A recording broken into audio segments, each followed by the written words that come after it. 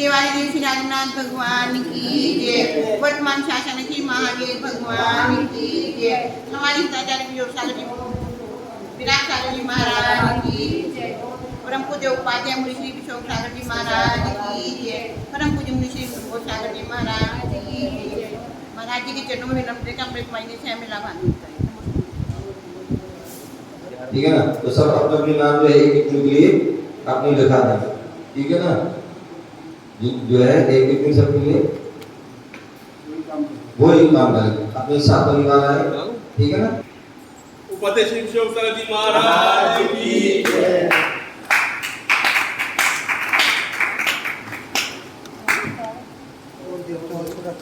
एक जना मलाचल करें।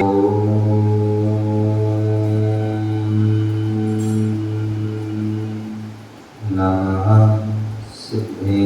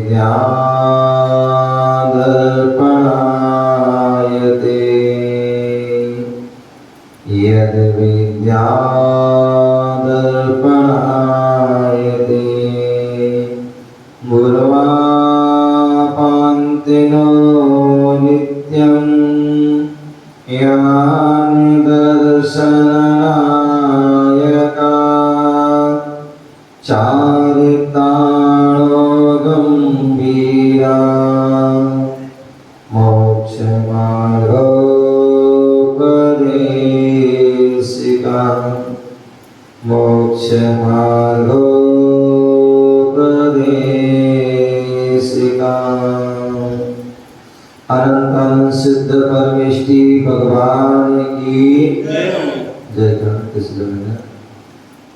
बताया था, हाँ याद रखना, भूलना नहीं।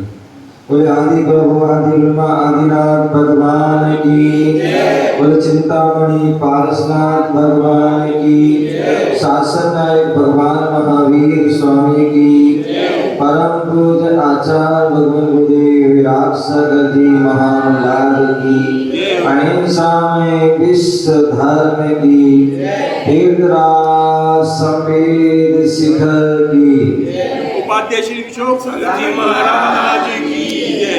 उपाध्याय श्री विशोक सागर जी महाराज की जय। मुनिराज श्री निरोध सागर जी महाराज की जय।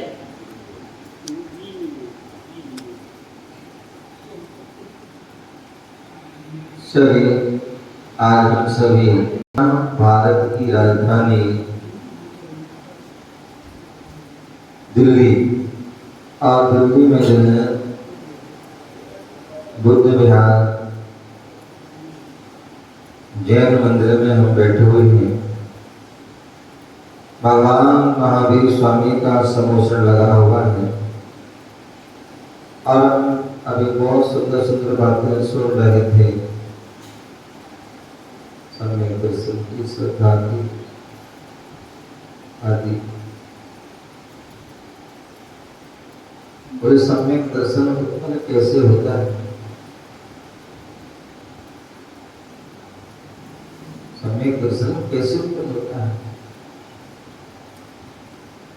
तो आचार्य भगवान ने जो है उस सम्यक दर्शन को उत्पन्न करने के जो है चार अनुयोग हमारे बताए, उन चार अनुयोग की परिभाषा। और उसमें सबसे पहला प्रथमानी योग। प्रथमानी योग जो है उसमें जो बताया गया है कि हम कैसे सम्यक दर्शन प्राप्त कर सकते हैं। तो उसके लिए उन्होंने बताया कि देव शास्त्र गुरु पर श्रद्धान करना सम्यक दर्शन है। किस पर? देव शास्त्र गुरु पर श्रद्धान करना। अब देव शास्त्र गुरु पर श्रद्धान कैसे होगा? तो उसके लिए हमें जिनवाणी का अध्ययन करना होगा। किसका? जिनवाणी। और जिनवाणी क्या है? जिनवाणी कौन सी? पूजा पाठ प्रति जिनवाणी जो है पूजा पाठ नहीं है। वो तो जिनवाणी जो जिनेंद्र भगवान की जिसमें वाणी हो जिनवाणी है। और ऐसी वह जिनवाणी जिसे आगम भी कहते हैं। और आगम क्या है? मैंने पहले भी बताया था, आगामा आप्त के द्वारा कहा गया हो, गणधर के द्वारा पूछा गया हो, जो मुनियों के द्वारा लिपिबद्ध हो, वो आगम है, जिसे हम शास्त्र भी कहते हैं। शास्त्र भी कहते हैं। शास्त्र क्या है? जो शास्त्रा के द्वारा कहा गया हो वो शास्त्र। रत्नकण शास्त्राचार्य वो सारी बातें लिखी है। भगवान के किन नामों से जाना जाता है? तो शास्त्रा। तो शास्त्रा के द्वारा कहा गया हो,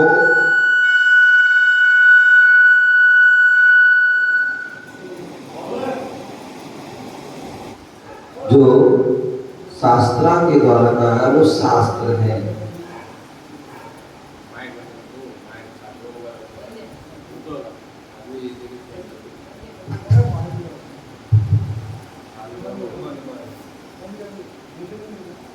जो शास्त्रा के द्वारा कहा गया हो वो शास्त्र है। और ऐसा वह शास्त्र जो है चारों अनुयोग में समाहित है। प्रथमानी योग, करणानी योग, चरणानी योग और तृतीय। बोले भगवान की जो वाणी खिली वह वाणी बोले जो है वैसे तो सर्वांग से खिलती है, निरक्षरी होती है, फिर भी कहा जाता है कि वो वाणी 18 महाभाषा और 700 लघु भाषा में होती है। अब वो 18 भाषा कौन सी है वो पता ही नहीं है, 700 कौन सी वो पता ही नहीं है, और पता भी है तो हम उसको पढ़ नहीं पाते। मालिक में जो कहा जाता है कि जो प्राकृतिक भाषा में अर्धमागधी भाषा जिसे कहते हैं, उसमें हमारे इतने भी शास्त्र लिखे, लेकिन अर्धमागधी भाषा की जो भी शास्त्र प्राकृतिक भाषा के शास्त्र हैं, आज हम प्राकृत को पढ़ नहीं पाते हैं, प्राकृत को पढ़ नहीं पाते हैं। और यही कारण है कि हमारे जो आचार्य जो है बड़े प्राचीन आचार्य हुए, उन्होंने जो शास्त्रों को लिपिबद्ध किया प्राकृतिक भाषा में, और लिखने के बाद देखा कि यह लोग उसको पढ़ नहीं पा रहे, तो उस भाषा की जानकारी नहीं, तो फिर उन्होंने संस्कृत भाषा में लिखे कि कम से संस्कृत तो हमारी जो है बोले प्राचीन जो है वो भी भाषा है, हिंदू आदि परंपरा में भी उसको जाना जाता है। लेकिन बाद में देखा कि जो है वह हिंदी में भी मतलब जो है संस्कृत में भी वह नहीं पढ़ पा रहे, तो फिर हमारे आचार्य ने और कृपा करी कि उन जो है प्राकृतिक संस्कृत और ग्रंथों को जो है उन्होंने हिंदी में टीका की, ताकि हिंदी में टीका की। और जब हिंदी में टीका की तो जो है वो शास्त्र मोटे मोटे शास्त्र हैं। अभी तो एक शास्त्र है, क्या शास्त्र है, वो आदि पुराण में पता करते हैं, 2 भाग आदि, और भी बहुत सारी हरिवंश पुराण, बहुत हजार की पूछ जो टीका करे 2,000 प्रश्न की टीका। और इतने मोटे मोटे ग्रंथ। अब आज के इस दौर में, इस समय में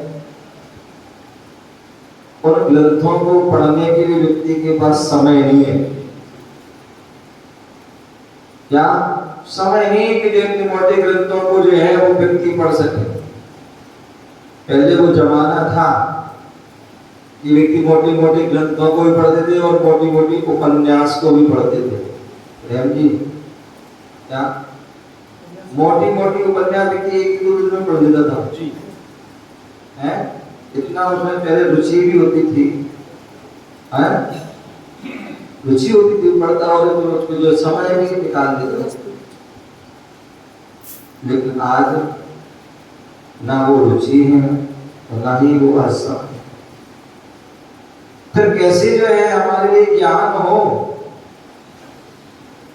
कैसे ज्ञान हो कि हमारे जैन धर्म में क्या है, जिनवाणी में क्या है, क्या समय सार में, क्या तत्वार सूत्र में, क्या जो है अन्य चारों अनुयोग में क्या है, कैसे जाने। तो प्रत्येक बच्चे करते हैं शॉर्ट एंड स्वीट, और थोड़े में हमें बहुत कुछ बताते हैं। इसी बात को ध्यान में रखते हुए हमारे जो है आचार्य हुए, विद्वान हुए, उन्होंने जो है उस जिनवाणी के सार को सरल करते करते जो है हिंदी में जो है गद्य में भी लिखे, पद्य में भी लिखे, गद्य में भी लिखे और पद्य में भी लिखे, जिससे कि व्यक्ति पढ़ सके। अब उसमें वो भी जो है बहुत बड़े हैं, वो भी नहीं पढ़ा, क्या किया। तो पंडित जो है जुगल किशोर मुख्तार हुए। क्या हुए? पंडित जुगल किशोर मुख्तार हुए, और उन्होंने जो है इन सारी बातों को ध्यान में रखा, उनको समझा कि आगे आगे आने वाली परिस्थिति कैसी होगी, व्यक्ति कैसा जो है उसके पास समय की अगर बिजी लाइफ होगी, और उस बिजी लाइफ में वो कैसे जैन धर्म को जानना भी चाहता है तो कैसे जाने, सरल और सुगम और शॉर्ट में। तो उन्होंने बहुत सुंदर जो है एक अपनी कृति लिखी। अभी महाराज की भावना की बात कर रहे थे, सूर्य काट की भावना की बात, बहुत सारी हमारे यहाँ भावना लिखी गई। सूर्य काट भावना, पारक भावना, वैराग भावना, समाधि भावना, मेरी भावना आदि कितनी सारी। उन सभी भावना के माध्यम से जो है हमें जिनवाणी का साथ देने का प्रयास किया, और उसमें सबसे छोटी दी कोई भावना है जिसमें पूरा जिनवाणी का जो सार है, जिसमें समय सार का सार है, जिसमें चारों अनुयोग का जो सार है, तो वह मेरी भावना है। इसमें मेरी भावना जिसे मिनी समय सार कहते हैं। यदि आपसे कोई समय सार का सार पूछता है, तत्वार सूत्र का सार पूछता है, श्राव का चार का सार पूछता है, कर्णानुयोग का सार पूछता है, द्रव्यानुयोग का सार पूछता है, तो बोले जो सारे योगों का, अनुयोगों का ही सार है। तो जो है वह सार जो है मेरी भावना, मेरी भावना जिसमें पंडित जुगल किशोर मुख्तार जी ने अनेक ग्रंथों का स्वाध्याय किया, चिंतन किया, मनन किया, चारों ग्रंथों को, और पढ़ने के बाद जो है उन्होंने, जैसे आप लोग करते हैं, जैसे आप लोग अब करते नहीं हो, पहले करते थे, क्या करते थे? दही को क्या करते थे? मथते थे, हैं? मथते जाते थे, पानी डालते थे, और उसमें से जो क्या निकालते थे? मक्खन निकाल देते थे, और मक्खन जो है वही आगे घी का था। तो उसी प्रकार पंडित जुगल किशोर मुख्तार जी ने भी जो है बहुत शास्त्रों का चिंतन अध्ययन किया, पढ़े और उनका चिंतन मनन किया, और उसके बाद सबका सार निकाल करके हमारे लिए प्रदान किया। और उस मेरी भावना के माध्यम से, जिस छोटी सी मेरी भावना, जिसमें उन्होंने जो है केवल 11 छंद, क्या 11 छंदों में उन्होंने सब कुछ दे दिया। और इसमें जो है सार बताया वह केवल जैनियों के लिए नहीं बताया, अपितु जन जन के लिए बताया। जो इस सार को समझ लेगा वो जीवन के सार को भी समझ लेगा, उसको सब कुछ मिल जाएगा। और जिसने इसको नहीं समझा तो उसने कुछ भी, सबसे पहले उन्होंने जो है उस मेरी भावना की पहली पंक्ति जो है छंद लिखा, और पहले छंद में कहते हैं कि जो है सबसे पहले तो जो है परमात्मा क्या होता है, उसकी क्या परिभाषा है, उसका क्या लक्षण है, क्या लक्षण है पता होना चाहिए। और उसके लिए उन्होंने जो है, और कहते हैं जब भी हम कोई शुभ कार्य करते हैं तो सबसे पहले हम जो अपने इष्ट परमात्मा को याद भी करते हैं। तो यही बात है कि उन्होंने इष्ट परमात्मा को याद भी किया, और परमात्मा का लक्षण भी क्या बोला उन्होंने? हाथ जोड़िए। जिसने राग देश कामादिक जीते सब जग जान लिया, सब जीवों को मार्ग का निष्प्रय वो उपदेश दिया। बुद्ध वीर जिन हरि हरि ब्रह्मा, या उसको स्वाधीन करो, भक्ति भाव से प्रेरित हो चित्त सी। कितनी सुंदर 4 पंक्तियों में पूरी सभी शास्त्रों का, ग्रंथों का सार। बोले परमात्मा कौन है? देव शास्त्रों को नमस्कार करना है। देव कौन है? परमात्मा कौन है? तो ये पता होना चाहिए। यदि हमें परमात्मा ही नहीं कि परमात्मा कौन है, हम किसी को भी नमस्कार कर लिया, गंगा गए सो गंगा दास पर जमुना गए सो जहां गए वही मुंडी मटका दी हमने, हैं? बोले नहीं, इससे हमें कोई लाभ होने वाला नहीं है, इससे सम्यक दर्शन की प्राप्ति होने वाली नहीं है। अपितु मिथ्यात्व में ही, विपरीत श्रद्धा में ही लगे रहोगे और से संसार। तो इसलिए कहा है कि जो परमात्मा को हम ये भी नहीं कहते यही हमारे परमात्मा है। बोले परमात्मा का लक्षण बताया, और वो लक्षण जहां घटित होता है वही परमात्मा। ये नहीं कि जो है अंतर होता क्या, कोई जैन है तो वो जैन की बात करेगा, कोई हिंदू हिंदू बात करेगा, मुसलमान मुसलमान, सिख की बात करेगा, ईसाई की ईसाई करेगा। बोले नहीं, बोले परमात्मा जो है सार्वभौमिक होता है, परमात्मा के लक्षण एक होता है, और वो लक्षण जो है क्या होते हैं? सभी में होना चाहिए, तभी वह परमात्मा सच्चा परमात्मा सभी, तभी वह सबके द्वारा पूजनीय वंदनीय है, अन्यथा वह पूजनीय नहीं है। तो क्या बोले? तो सबसे पहले परमात्मा का लक्षण क्या है? अम्मा जी सुने हो क्या? बोले सबसे पहले परमात्मा का लक्षण क्या है? बोले जिसने राग देश का मादिक जीते।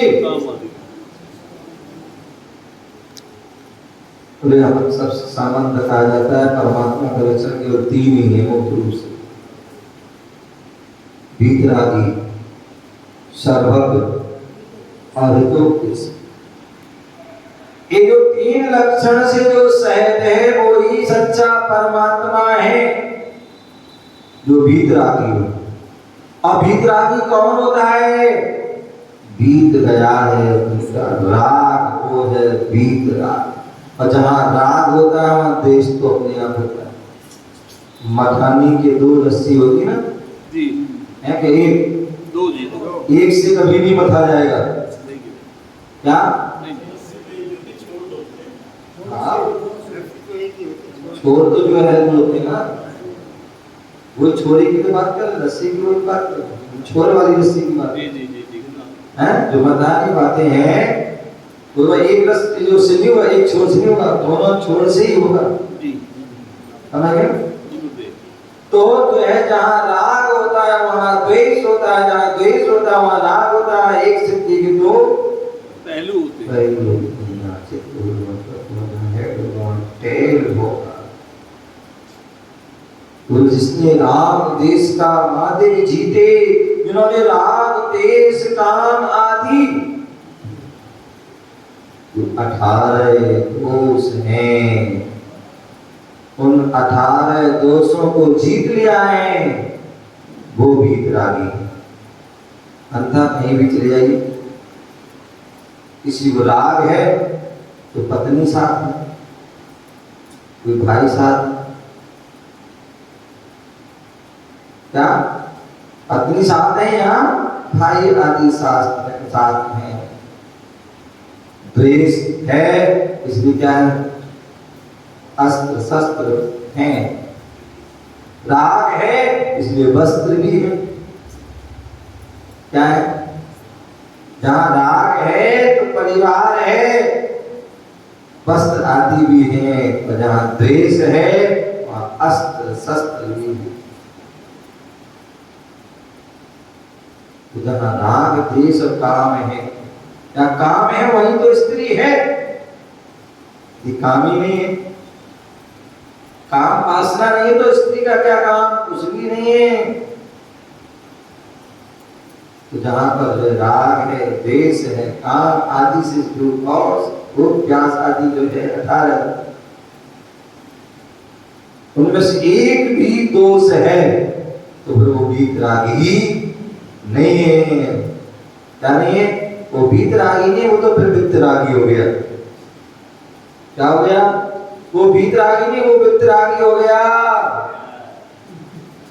और वित्तरागी कभी जो है परमात्मा नहीं हो सकती, वो वीतरागी। परमात्मा जो वीतरागी होते हैं इनका वीत राग। तो ऐसे जिन्होंने 18 दोषों को जीत लिया है, वीतरागी। दूसरी सर्वज्ञ। क्या है?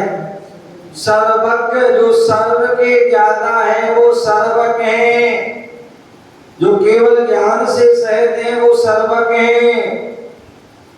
हम सभी क्या है? अज्ञानी, असर्वज्ञ, अधूरा ज्ञान है। क्या है? अधूरा। लेकिन जो पूर्ण ज्ञानी होते हैं, जो सर्वज्ञ होते हैं, केवल ज्ञानी होते हैं, वो ही सारे जग को जान सकते हैं। हम तो पीछे नहीं जान सकते क्या हो रहा है। जो हमें दिख रहा है वो ही हम जान सकते हैं, पीछे क्या हो रहा है, आगे क्या हो रहा है, ऊपर क्या हो रहा है, नीचे क्या हो रहा है, हमें कुछ नहीं पता। लेकिन भगवान जो सर्वज्ञ होते हैं वो सब कुछ जानते हैं। तीनों लोगों के चराचर जो है पदार्थों को जानते हैं। ऐसी कोई चीज नहीं है जिसको नहीं जानते हो, सब कुछ जानते हैं। और उसको जानने के लिए कहीं जाना नहीं पड़ता। हमें कुछ चीज जानना है तो उसको हमें जाना पड़ता है या उसको बुलाना पड़ता है, तब जान पाते हैं। लेकिन वो अपने एक स्थान पर बैठे बैठे ही सब कुछ उनके ज्ञान में झलक जाता है। ऐसे वह सब जग जान लिया, जो सारे जग को जान लेते हैं वो सर्वज्ञ होते हैं। सब जीवों को मोक्ष मार्ग का निष्प्रय हो उपदेश। बोले जब वीतरागी होते हैं, वीतराग कब होते हैं? जब जो चार घातिया कर्मों को नष्ट कर देते हैं। जो कर्म हमें अनादिकाल से संसार में भटका रहे, रुला रहे, चतुर्गति 84 लाख योनि भ्रमण करा रहे हैं, ऐसे कर्म घातिया कर्मों को जो नष्ट कर दिया। जहाँ चार घातिया कर्मों को नष्ट किया तो चार गुणों को प्राप्त भी, ऐसे हुए वीतरागी सर्वज्ञ, सब जग को जानने वाले। और जब जो वीतरागी हो जाते हैं, सर्वज्ञ हो जाते हैं, केवल ज्ञान हो जाता, तो सब जीवों को मोक्ष मार्ग का निष्प्रय हो। बोले जो भगवान होते हैं, अनंत भगवान होते हैं, वो क्या करते हैं? सब जीवों को मोक्ष मार्ग, सभी जीवों के लिए उपदेश देते हैं। चाहे वो जो है नारी, चाहे त्रियंत्र हो, चाहे देव हो, चाहे मनुष्य हो, चारों गतियों के जीव के लिए उपदेश देते हैं। सभी जीवों के लिए जो है, सब जीवों में एक ऋषि देकर के पंचमी जीव आ जाते हैं। भले वो उसको ग्रहण कर पाए या ना कर पाए, लेकिन उपदेश सभी जीवों तो क्यों नहीं? कुछ लोगों को देंगे तो फिर रागी हो जाएंगे। क्या बहुत से लोग तो इनसे ही बोलेंगे, इनसे नहीं बोलेंगे, इनको ही आशीर्वाद देंगे, इनको नहीं देंगे, इनको ही दर्शन देंगे, इनको अपने पास बिठाएंगे, इनको नहीं बिठाएंगे।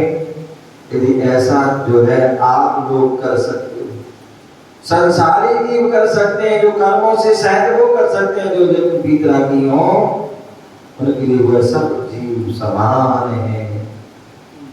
चाहे वो शत्रु हो, चाहे वो मित्र हो, चाहे वो भक्त हो, चाहे वो अभक्त हो, चाहे वो धर्मात्मा हो, चाहे वो अधर्मात्मा, चाहे पापी हो, चाहे पुण्यात्मा, सभी उनकी कोई भी, सब जीवों को मोक्ष मार्ग।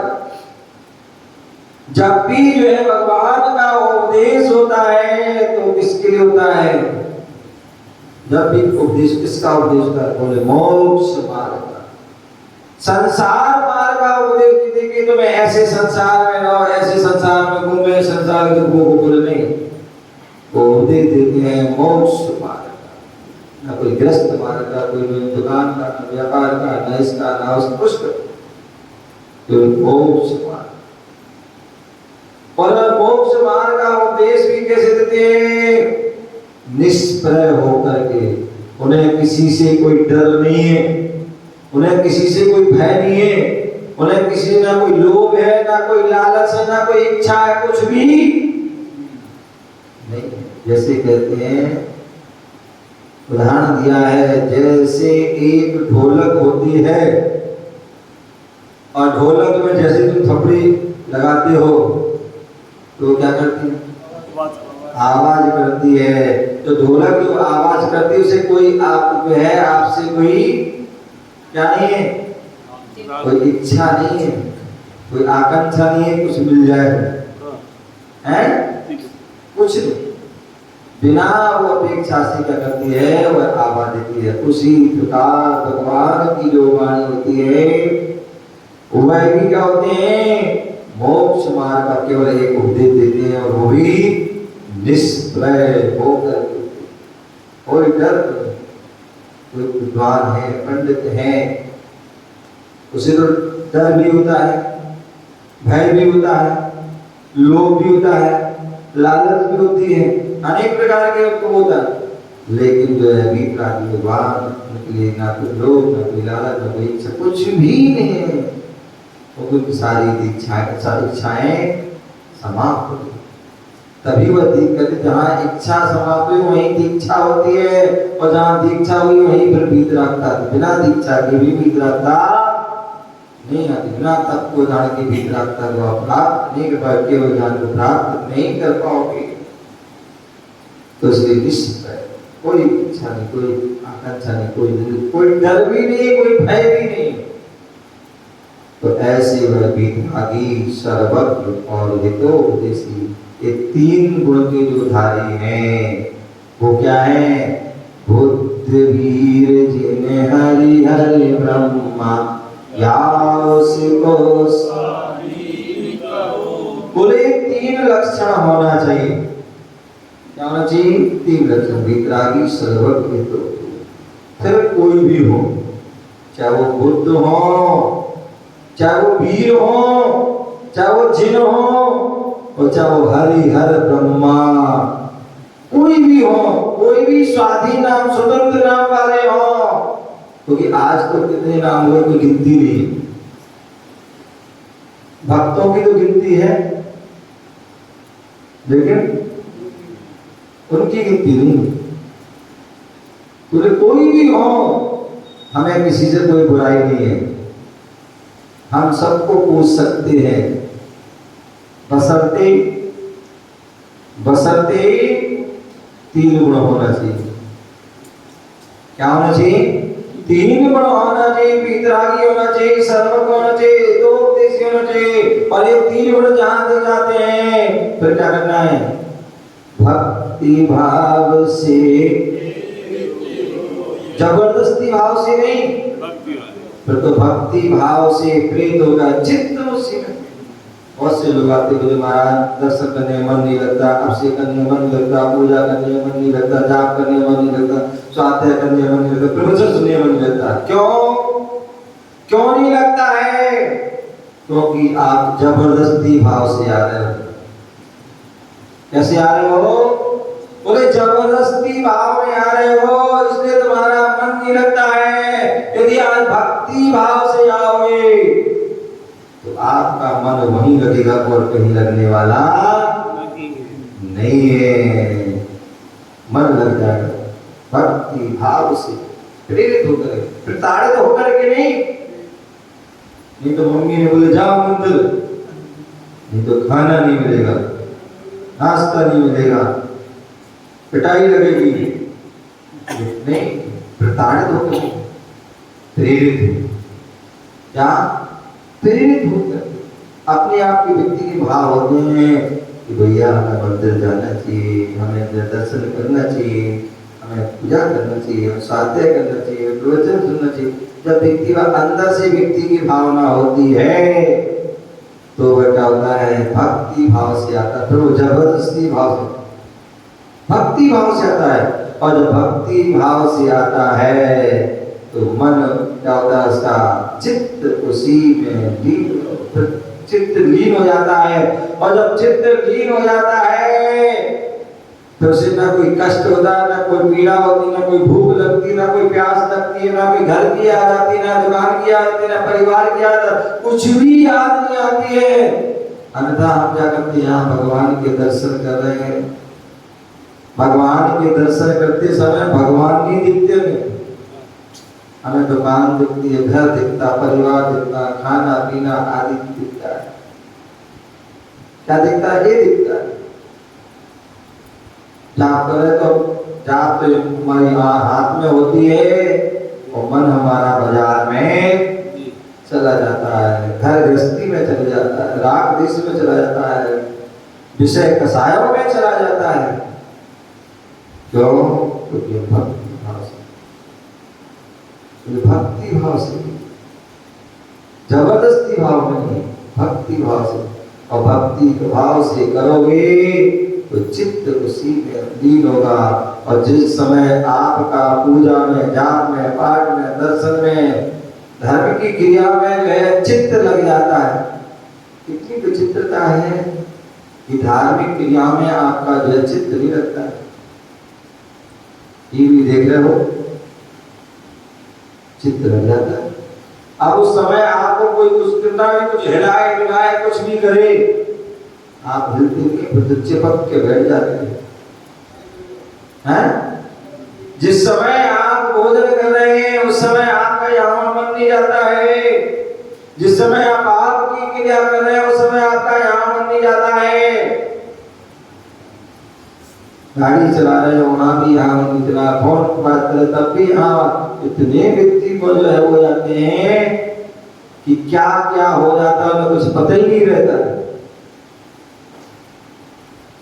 तो अन्य सारी क्रियाओं में जो है आपका मन लग जाता है, लेकिन आपका धर्म की क्रिया में मन नहीं लगता। और होना ये चाहिए कि अन्य क्रिया में मन लगे या ना लगे, लेकिन धर्म की क्रिया में मन लगे। और धर्म की क्रिया में मन लग गया तो वही आपकी वास्तविक धर्म की क्रिया है। और वास्तविक धर्म की क्रिया तो तभी वो धर्मात्मा होगी, और धर्मात्मा ही आगे चल करके परमात्मा। तो इसलिए हमें अपने चित्त को मन में लगाना है। कब लगाओगे?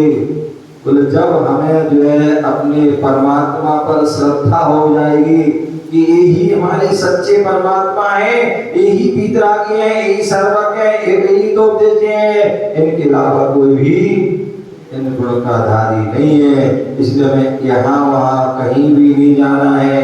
जाना है तो यहाँ आना है। और जो ऐसा कर लेता है सच्चे परमात्मा पर, तो वही सम्यक दर्शन आदि को धारण कर सकता है। हम अपने सच्चे परमात्मा के स्वरूप को जाने, वितरागता क्या है, सर्वज्ञता क्या है, हितोपदेशता क्या है, इसको जाने और उनके स्वरूप को जाने, और जान करके फिर हम जो है उनकी श्रद्धा करेंगे, फिर हम अपना उसमें मन लगाएंगे, तो निश्चित ही आपके जीवन में एक अलग ही अनुभूति हुई, एक अलग ही लाभ होगा, एक अलग ही आपकी जो है उपलब्धि होगी। हम ऐसी उपलब्धि को पाने के लिए प्रयास करें। ओम नमः सिद्धेभ्यः। जय बोलो महावीर भगवान की। हमारे भाग्य का उदय हो गया है। अब मतलब शब्दों का अर्थ निकालना